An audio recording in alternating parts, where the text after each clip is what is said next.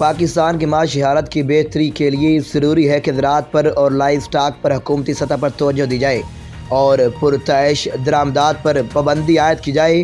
کاشف درویش مندرانی ایڈوکیٹ۔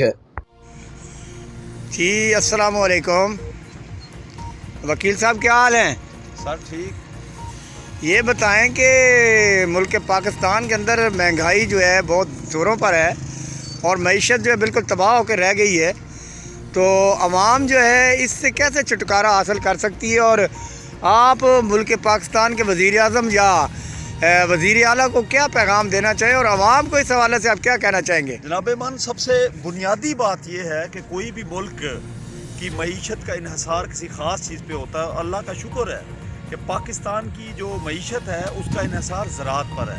جناب من، پاکستان جو ہے اس وقت ان حالات سے گزر رہا ہے کہ پاکستان کی جو درآمدات ہیں وہ برآمدات کے مقابلے میں زیادہ ہیں، جس کے نتیجے میں ٹریڈ ڈیفیسٹ، تجارتی خسارے کا سامنا پاکستان کو کرنا پڑتا ہے۔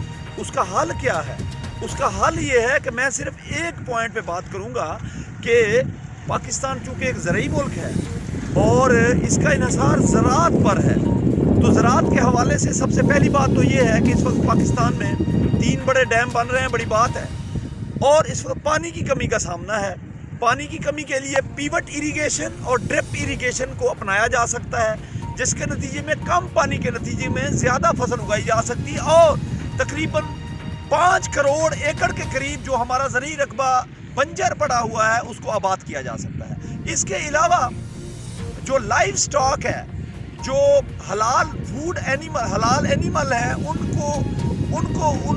ان کے حوالے سے خاص کام کیا جا سکتا ہے۔ آپ دیکھیں کہ عید قربان کے موقع پر سعودی عرب میں لاکھوں کے حساب سے جانور جو قربان کیے جاتے ہیں وہ جانور آسٹریلیا سے منگائے جاتے ہیں۔ پاکستان ایک زرعی ملک ہے، حکومت کو چاہیے کہ اس حوالے سے جو حلال اینیمل ہیں، خاص طور پر میں یہ کہوں گا کہ شتر مرغ کے جو فارم ہیں اس کو اسٹیبلش کیا جائے تاکہ حلال میٹ جو ہے اس کی کمی کو پورا کیا جا سکے۔